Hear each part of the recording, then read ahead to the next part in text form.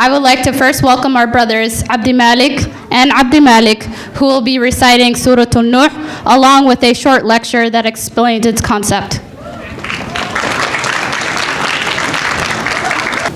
Assalamu alaikum wa rahmatullahi wa barakatuh. I don't think I can do as good as the other guy before. He's way better than me, but I'll try my best. أعوذ بالله من الشيطان الرجيم. بسم الله الرحمن الرحيم.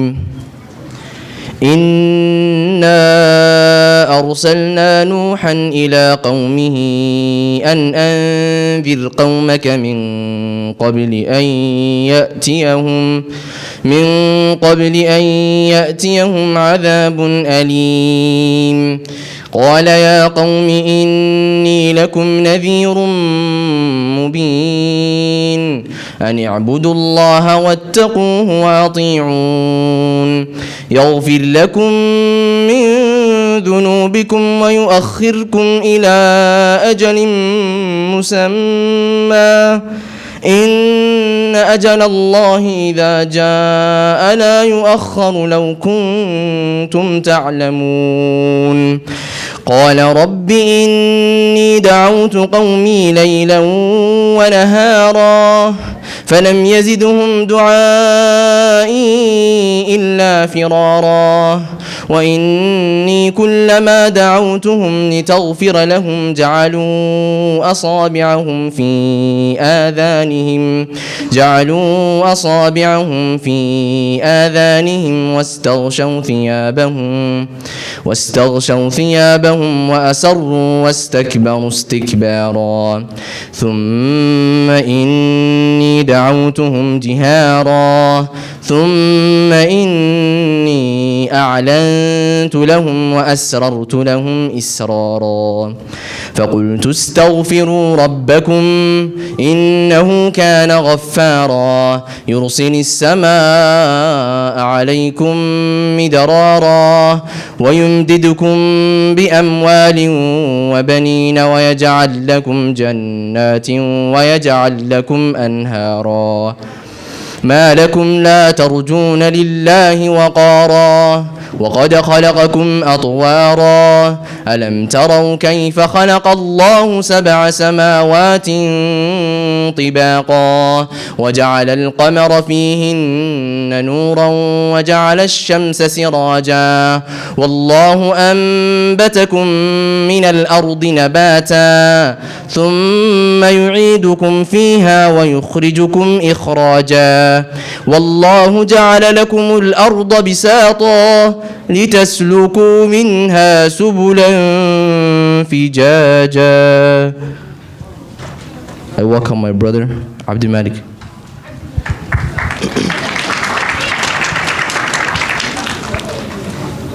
أعوذ بالله من الشيطان الرجيم.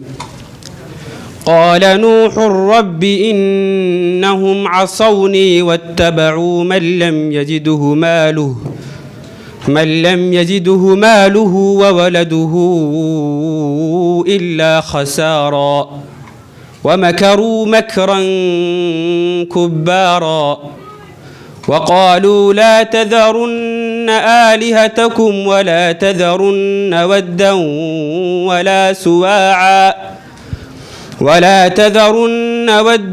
ولا سواعا ولا يغوث ويعوق ونسرا وقد أضلوا كثيرا ولا تزد الظالمين إلا ضلالا مما خطيئاتهم أغرقوا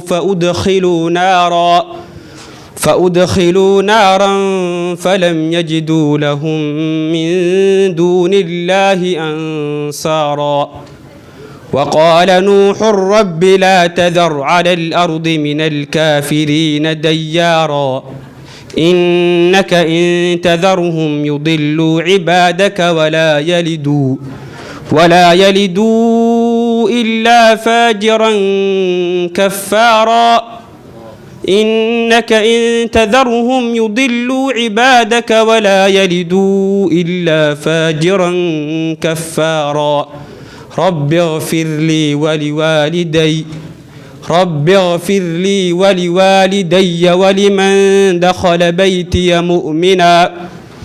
ولمن دخل بيتي مؤمنا وللمؤمنين والمؤمنات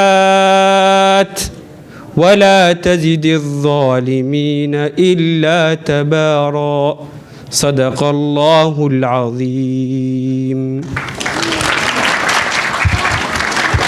Allah, Allah, Allah. So my job today is pretty much,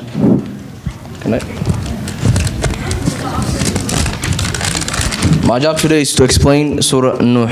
We chose this surah because it's one of the most beautiful surah, talking about Nabi Nuh, and he is inviting people to Allah.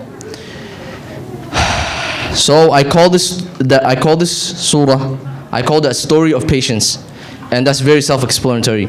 The surah before is surah. Does anybody know what the surah before? No. Yeah, before it. Does anybody know the name of the surah before Nuh?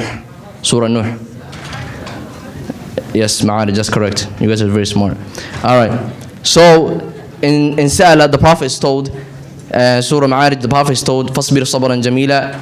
Fasbir, have patience, sabran jamila, a beautiful patience. And right after that surah comes Surah Nuh, and it's literally responding to that call that was made.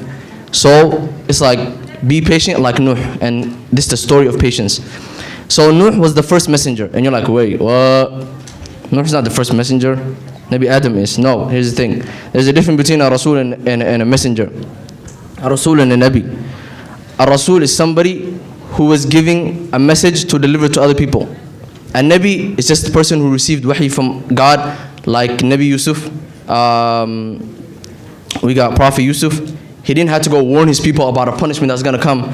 He just had to save Egypt from a starving crisis. So he was the first Rasul. And our Prophet ﷺ, he was the last Rasul. He was the last messenger. And there's the correlation between them. Nuh was sent to his people due to shirk coming popular among people. Shirk was becoming popular. As the students here described what shirk is, I'm not going to describe it because you guys should have been listening.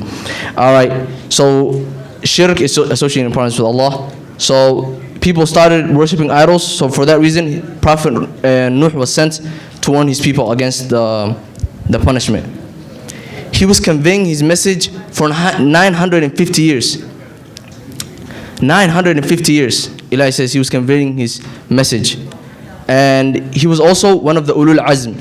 Eli says to the Prophet ﷺ, "Fasbir, have patience, kama sabara ulul azm." Like the ulul azmi had patience. And those are, as in another surah, Eli described in Surah Ahzab,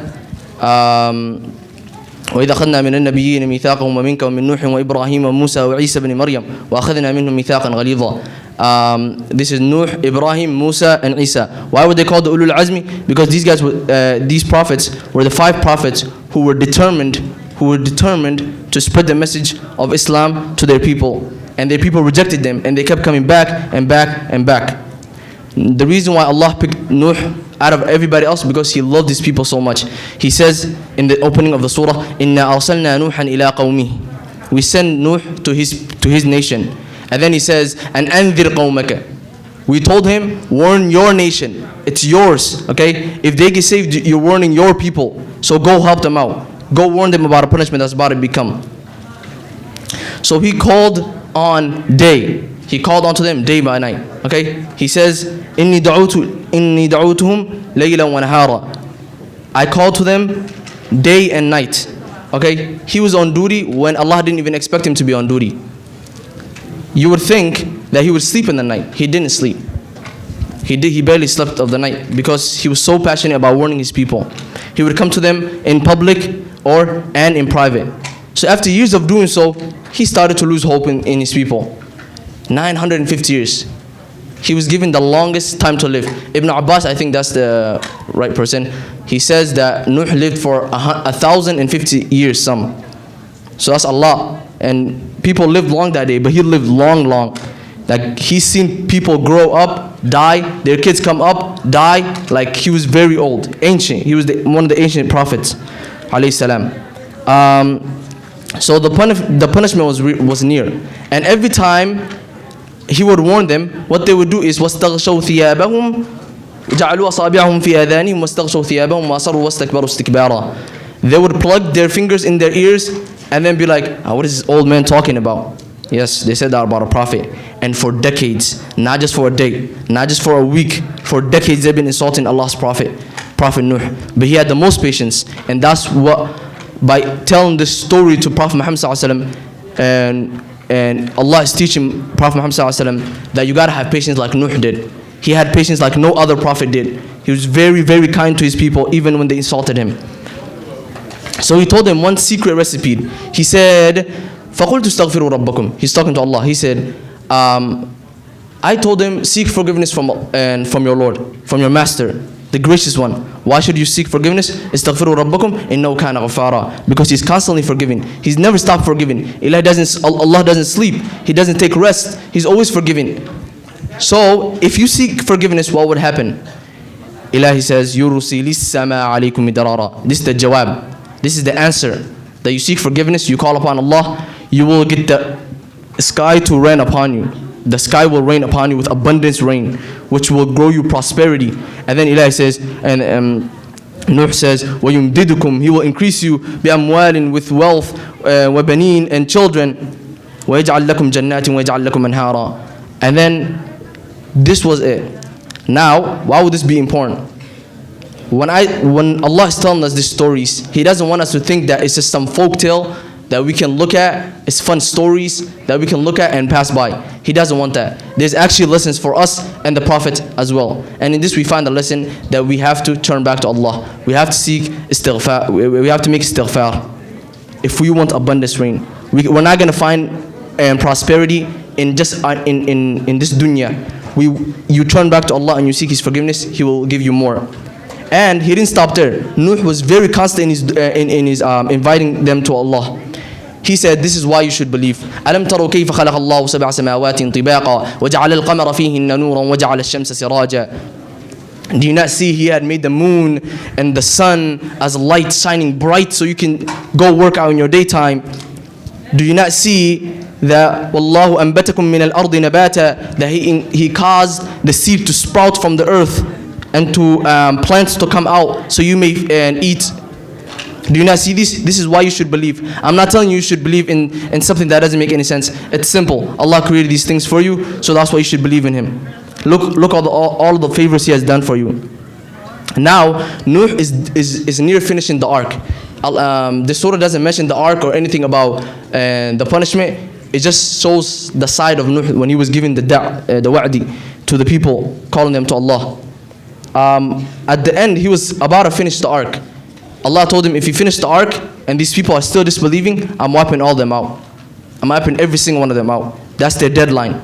And إِذَا جَاءَ أَجَلُهُمْ لَا يَسْتَأْخِرُونَ سَاعَةً. Eli says in another surah, he says when the time of Allah comes, He's going to destroy it, and He's not going to stop because He has already given enough time. 950 years, come on now. And then he was at the end of his career. Yeah, he was at the end of his career, and then the ark was done being built, and he was strong. He increased his calling. He went day, night. He sweated through the hot sun. He was really trying to convince these people, please guys, please consider what I'm trying to say to you guys. Just consider what I'm trying to say to you guys. And then some people actually were like, hey, this guy's up to something. I mean, why would he be so constant with his calling? Like, what is he trying to tell us? And then some people started listening. They were like, let me just see what he has to say. And then they started a campaign. The leaders, the evil ones, among the heads of the leaders, they started a campaign undermining Nuh's work. What that means is they would tell people, وَقَالُوا لَا تَذَرُنَّ آلِهَتَكُمْ. Don't you dare leave your gods. What's wrong with you? You disgrace. You're going to leave your family heritage? Is this what we raised you up for? You're going to leave to go worship and one God? Is that what you're about? وَقَالُوا لَا تَذَرُنَّ آلِهَتَكُمْ وَلَا تَذَرُنَّ وَدَّ. Don't leave Wad, وَلَا سُوَاعًا, and Suwa', and all these idol names. Wad, Suwa', Yaghouth, wa Ya'uq, wa Nasra. And we looked at, even at the Prophet's time, these idols were still there. What shows that is that shirk will never go away. Shaitan will always try to bring shirk into our lives, and we have to be out and looking for that. And shirk may not come as an idol to us. It might come to us through our phones. It might come to us through some style. It might come to us through music. That could be our idol that we worship, instead of Wad and Ad and Thamud. I mean, Ya'uq wa Nasra. So, Ilahi says, وَمَكْرُوا مَكْرًا كُبَّارًا. They started planning an evil plan, which they try to undermine Nuh's work. They're like, no, do not leave Wad, do not leave Suwa. What's wrong with you? You can't leave for this madman. They called him a madman. Imagine how, like, Nuh was just done at this point. Look how much they tested him. They tested his patience to the max. So Ilahi says, مِمَّا خَطِئَتِهِمْ, for their mistakes, أُغْرِقُوا, they were drowned. فَأُدْخِلُوا نَارًا, then they were thrown into fire. Very scary. Water, which Ilahi said, if you guys seek forgiveness, I'll send you water from the sky, right? Now the same thing that could have been a source of prosperity became a source of punishment for them, which just shows that and only Allah is behind the accounting and how He wants to deal with things. And then they were thrown into the fire. They really tested Nuh's patience. Now look, after Nuh was done with them, he said, لا تذرن آلهتكم. No, he said, وقال نوح ربي إنهم عصوني. They have disobeyed me. They have disobeyed me, and they follow something that will not increase them in any way or form except in loss and in punishment. So he made the dua. Now who do you think is reading this dua in their salat? Somebody, a prophet of ours, is reading this dua in salat. He's saying, وَقَالَ نُوحُ رَبِّي لَا تَذَرْ عَلَى الْأَرْضِ مِنَ الْكَافِرِينَ دَيَّارًا. And Nuh said to his Lord, my Lord, do not leave a single home that belongs to the Kafirins on this whole entire planet. لا تذر وقال روح ربي لا تذر على الأرض من الكافرين ديارا. Guess who's reciting this? Prophet Muhammad is. And imagine Prophet Muhammad ﷺ made this dua on his nation. What would happen? Just like that, his call would get answered. They will all be wiped out. We would all be wiped out. But he was sent to Rahmatan lil Alameen. When Jibreel came and he said, give me the command and I will take these 2 mountains and I will smush these people who are insulting you, who are throwing rocks at you. Yeah, he said, no. I'm hoping that a nation of them will come out which will carry Islam. So he was so merciful. And then the surah ends off with a dua, which I want you guys to say Ameen after I finish. رب اغفر لي ولوالدي ولمن دخل بيتي مؤمنا وللمؤمنين والمؤمنات. Oh my master, forgive me and my parents and the believing men and the believing women and whoever enters my house that's a Muslim. Forgive all of them. ولوالدي وللمؤمنين والمؤمنات ولا تزد الظالمين إلا تبارا. And don't increase in the wrongdoers except in destruction and in humiliation and in punishment. And that's it. Thank you guys for listening very well, and shukran.